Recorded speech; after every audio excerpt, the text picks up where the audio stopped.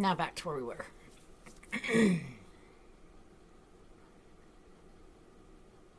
I was having suicidal thoughts all the time. A lot. I couldn't control them. I was depressed. I stayed depressed. And I was on trazodone, which helped me tremendously. It did. It helped me more than you'll ever know. But I took myself off of them because I felt numb. I felt numb to everything. I couldn't cry. I couldn't be happy. It was just, everything was numb.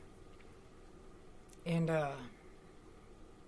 when I took myself off of it, it was like her death re-happened. Being in the same house and, just, it was a mistake that I did to myself. But within hours of me telling my ex-husband, do not tell my kids I abandoned them. I didn't abandon them. I need to go get some help. My son's calling me, asking me why I abandoned them. So I never made it to go get help. At that point, I became stupid. And, look, I'm not a perfect mother. I was never a perfect wife. I live for my kids. Because other than that, I wouldn't be here. I have no reason to be here. I don't see the reasoning for me to be here whatsoever, except for my children. Okay? They are my everything.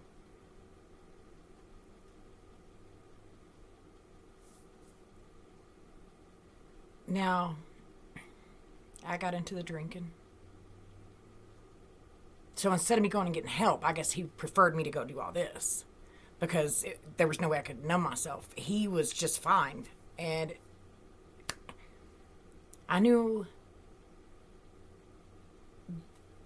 no matter what I did,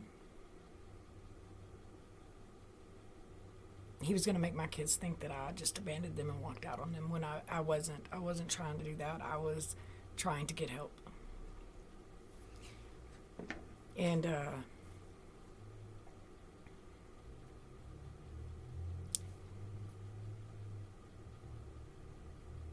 after all that, me starting to drink and act stupid,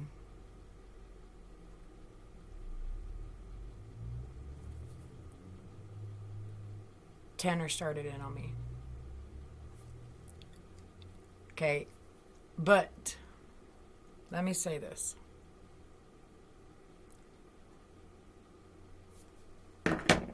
Sorry.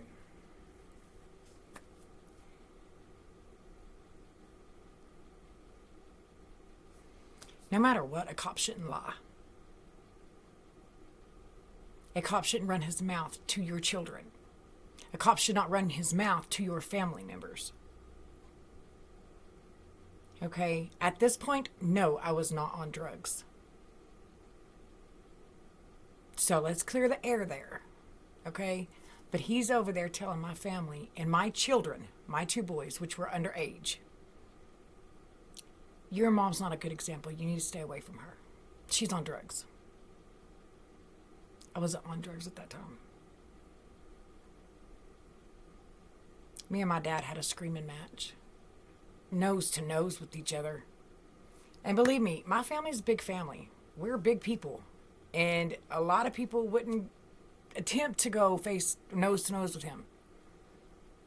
But at this point, I was protecting myself up against other people, and my family did not stand beside me.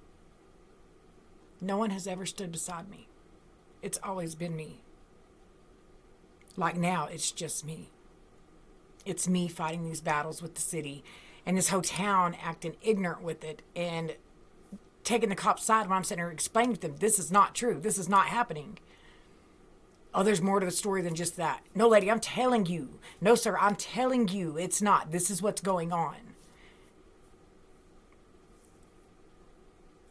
But it didn't matter. He put a name out there for me. So after a year of battling all that, and my utilities bills, just racking up. $400 or $500 a month. When my cousin only paid $100 to $130 a month. In the same house. No water leaks, no gas leaks, no nothing. Nothing changed. And then when I moved out and he moved back in, the bills went right back down. Tell me that's legal. I know it's not. They come to do a reread. Excuse me. They came to do a reread on my meter because I was done. I was having to have churches help me because I couldn't afford it. And I was working every day by myself. I was working to pay the bills. And the city comes to my house. They're in the alley, and I'm trying to figure out what the hell they were doing because it was days later after I'd already called. And they're out there looking and looking and looking up and down the alley, back and forth. And so I finally go out there. I said, what are y'all doing? Oh, we're here to do a reread. I said, for who? For you. I said, oh. So I stood there for another good 10 minutes while they're sitting here looking at everything around. I said, well, if you read it before, you would know where the meter's at, correct? Yeah, I just don't remember if it was this. I said, that's not one there. Y'all pulled that one. That was an old meter. Years and years old meter. And they're still looking for this meter. I said, why don't y'all check the one that's at the road? I said, you're nowhere near my meter. So if y'all would have read it in the past, you would have known where my meter was. But they didn't have a clue where my meter was. I had to tell them. I had to explain to them where the meter was. I mean, come on now. It don't take a genius to figure that one out. I still have a bill. And this has been years later. I still have bills up there that they say that I didn't pay when the church, the guy from the church himself said, yes, I'm the one that helped her pay that last bill. They go up there and they're like, we don't have no records of it, so she still owes us money. And he goes up there and he's like, no, ma'am, I paid this bill. I know I was here with her when she paid it. It was me and her mother and her. All three of us put together to pay this bill. It was $500. No, it was never paid. We don't have records of it. Well, the church doesn't keep records. So that got put back on me. And this is how crooked this town is. Okay? 4 or 5 times with the bills and then the dog at large tickets and my dogs being picked up and the fees for the dog pound, it was getting to where I was drowning. And it hasn't stopped. It's been 5 years. 5 years of me dealing with this. When I got a phone call, I take that back. My dog's come up missing. I'd already moved out.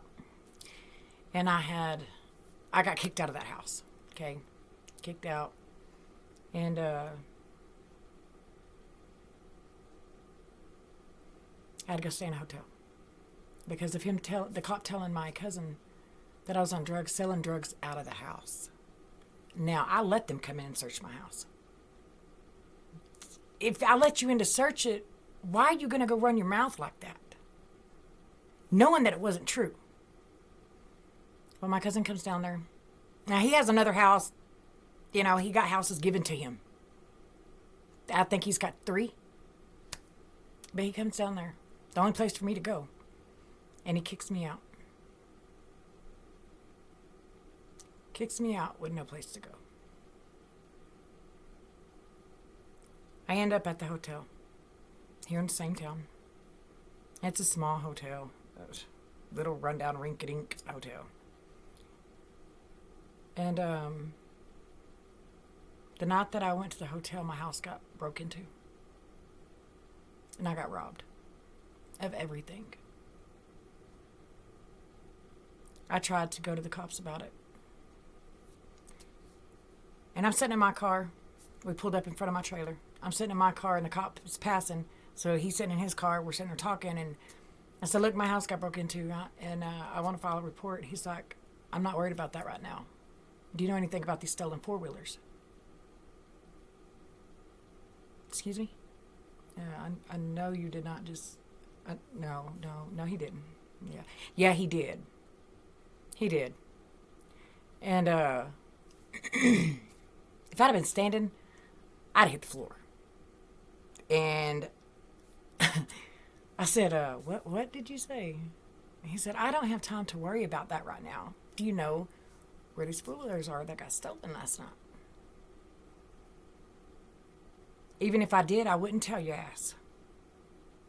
Because that right there was selfish. And that right there just proves we got some twisted cops. They took my daughter's stuff. They took my stuff. They took my kids' stuff. My boys' stuff. They took everything. And nobody did a damn thing. Still today, don't know where my stuff's at. I know the people that broke in. And I have all their names. And I know where my stuff ended up before it got sold, distributed out. There was a locket that had a picture of me and my daughter in it. The only picture I had of me and her. And I found it on someone's neck.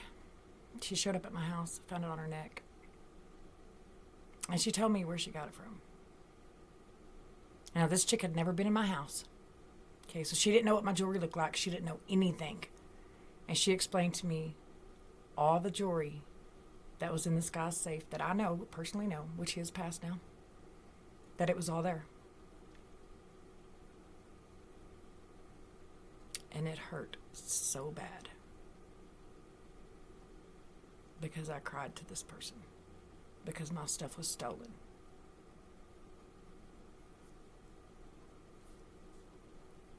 I've never had anybody I could turn to. I got my own back. But let me tell you how tired I am. I'm mentally drained. Mentally, there's no F's to give. I don't care no more. I'm tired. I'm wore out. Well, the cop got me kicked out of the hotel. He kept coming up there every day. And the lady comes to me, she's like, oh, this don't look good. You know, the cop's coming up here every day for you. And I'm like, I can't control that. They don't stop. So I got kicked out of the hotel. At this point, I was staying in my car. For 3 days, I stayed in my car. And then I went to a guy's house that I know. And I broke down. He told me I could stay there. So I did. You think if I moved, shit would change. But it didn't. They kept picking up my dogs. I said, look, y'all have seen the text. You see what's going on. You see he's doing this. And they're like, well, you're going to have to come up with this amount this time. This amount that time. The amount just kept going up and up and up. And I'm like, y'all, I can't do this anymore. So the day I realized my dogs were gone again, I call the city. And some chick answers, some young chick. And she goes, well, you're going to have to come up with this amount to get your dogs back. I said, let me ask you something. So it's the same thing. If Roundtree was the officer at the time, Officer Roundtree. So it's the same thing if I go and I steal Roundtree's dog and I keep it and I make him pay me whatever I want when I want. The same thing, right? She goes, hold on a second. I got put on hold. Well, the city manager gets on the phone. He goes, you know it's illegal to say you're going to kill a cop's dog? Excuse me? You want to rephrase that or, rewind? What? You know it's illegal to say that you're going to kill a cop's dog? I said, I never said that. Oh, he was gung-ho on yes, I did. And no, I didn't. So we hang up the phone. I had two people sitting right there with me, so they were witnesses to this. I did not say that. And the next day, the judge that goes to the city on Thursdays, the judge calls me and says, I'm going to put a warrant out for your arrest if you don't come up here and take care of this dog at large ticket, which I had several. I mean, they just kept adding them up and adding them up. I couldn't do it anymore, okay? The guy that I was staying with tells me, don't go, it's a setup. He goes, something about it seems like a setup. It's going to be a setup. They're going to arrest you. I was like, they have no reason to arrest me. I haven't done anything. So I got ready and I went up there. I went to the convenience store behind the city. And that's where I parked at because my car was illegal. And I go in there. You can tell something was fishy.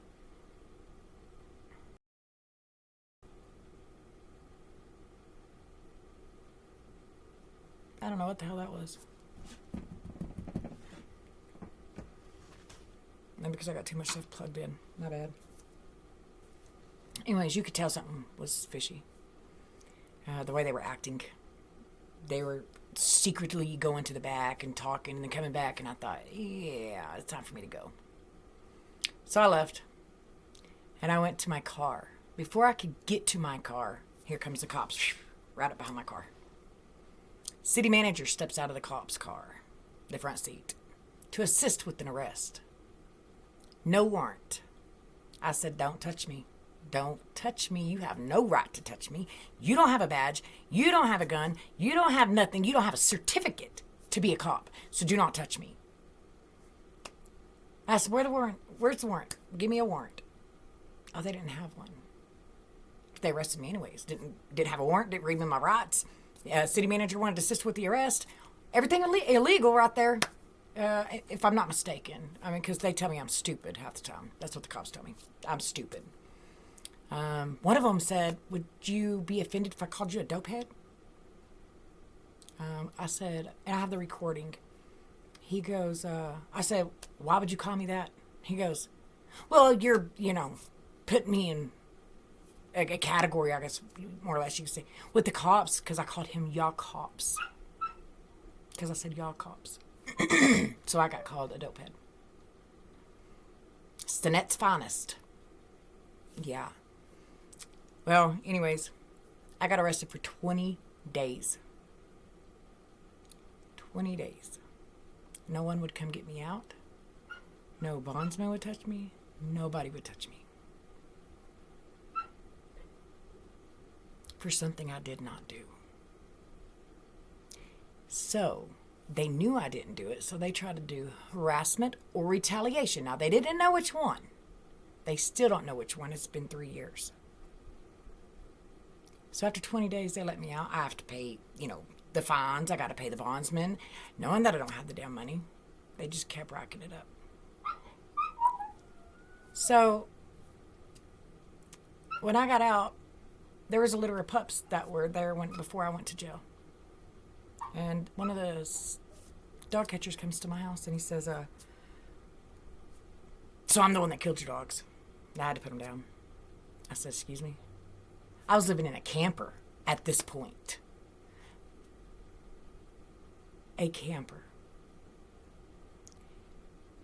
And that's not me. I don't mind it. But I should be able to take care of myself. So I said, how did you kill my dogs?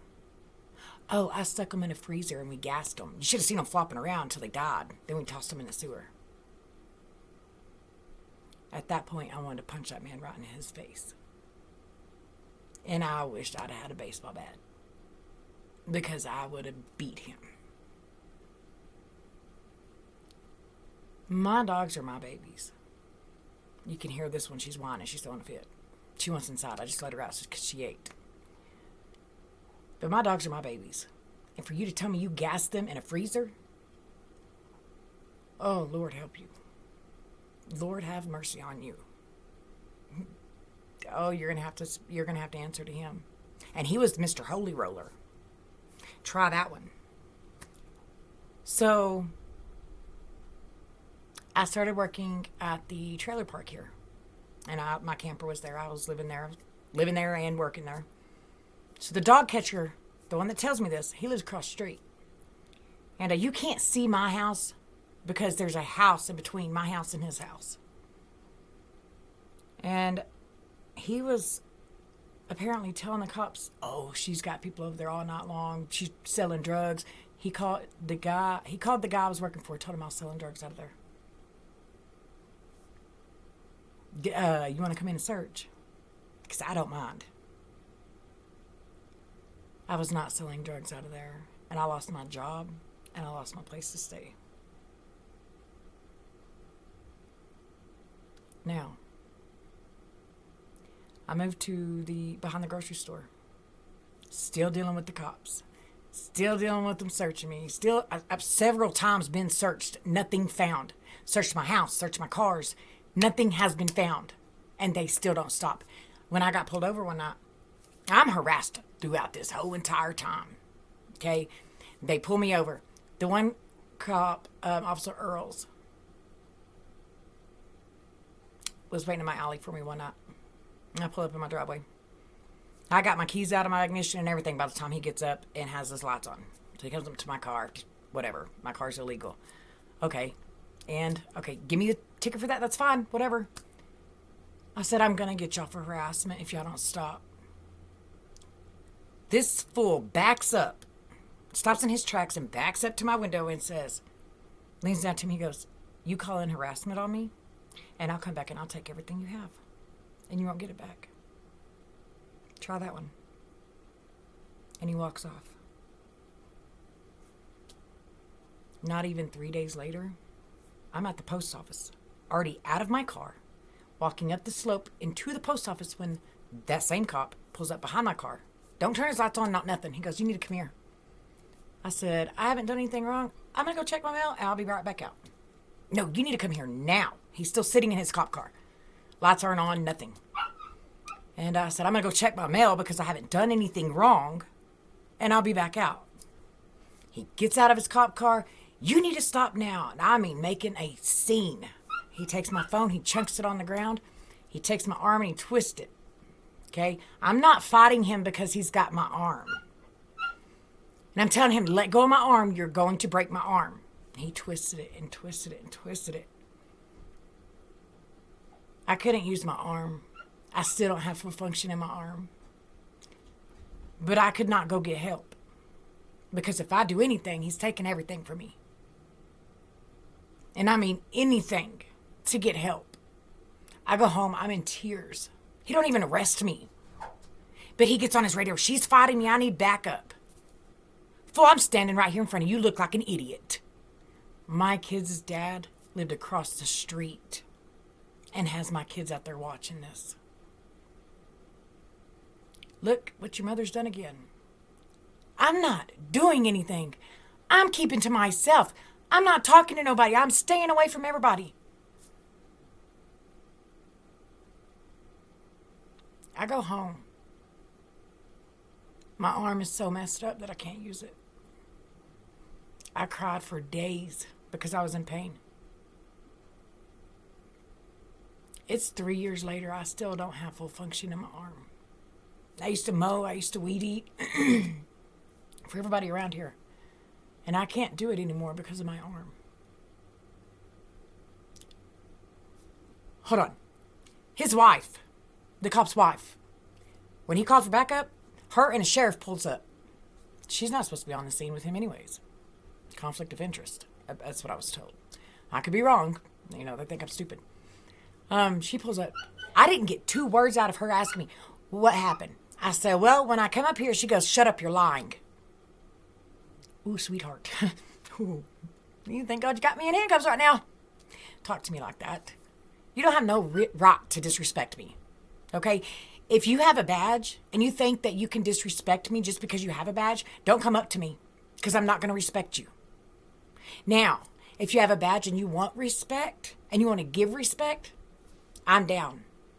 But if you're going to disrespect me just because you have a badge, don't expect me to respect you. I will not. I refuse. Now, if you respect me, then by all means, you'll get every bit of respect out of me. But don't wave that gun. Don't wave that gun and don't wave that badge in my face. Because, sweetheart, it's not helping.